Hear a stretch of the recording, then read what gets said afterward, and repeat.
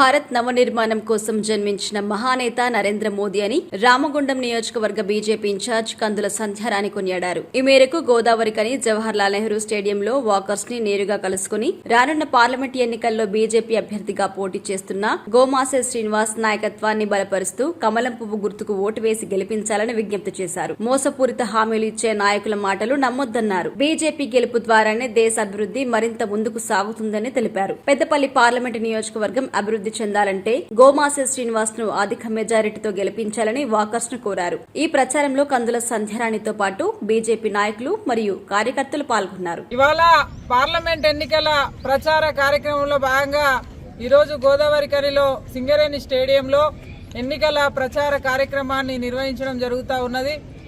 మరి పెద్దలు, Bharatiya Janata party senior నాయకులు, కార్యకర్తలు పెద్ద ఎత్తున ఈరోజు ప్రచార కార్యక్రమంలో పాల్గొనడం జరుగుతూ ఉన్నది. ఇక్కడ దాదాపుగా ఈ సింగరేణి స్టేడియంలో దాదాపు ఒక 1000 మంది వాకర్స్ ఈరోజు 1000 మందిని కలవడం జరిగింది. వ్యాపారస్తులు, విద్యావేత్తలు, అలాగే ఈ ప్రాంతంలో ఉన్నటువంటి ఉద్యోగులు, యువకులు అందరినీ కూడా కలుస్తూ ప్రతి ఒక్కరి దగ్గరికి పోయి గోమాసే సీనన్న పార్లమెంట్ అభ్యర్థి కమలం పువ్వు గుర్తుకు ఓటు వేసి గెలిపించాలని చెప్పి ప్రతి ఒక్కరిని కూడా కోరడం జరుగుతూ ఉన్నది.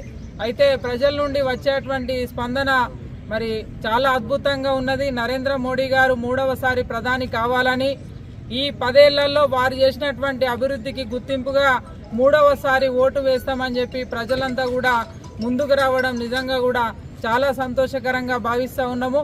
కాబట్టి ప్రజలారా ఆలోచన చేయాల్సిందిగా మేము విన్నవిస్తూ ఉన్నాము.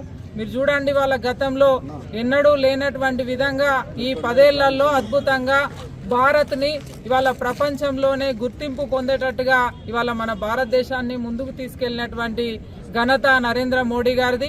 కాబట్టి మీరంతా కూడా పార్లమెంట్ ఎన్నికలలో మరి కమలం పువ్వు గుర్తు మీద ఓటు వేసి అభివృద్ధిని కాంక్షించాలని ప్రజలందరికీ కూడా విన్నవిస్తా ఉన్నాము. భారత్ మాతాకి జై, భారత్ మాతాకి జై. కమలం పువ్వు గుర్తుకే, కమలం పువ్వు గుర్తుకే.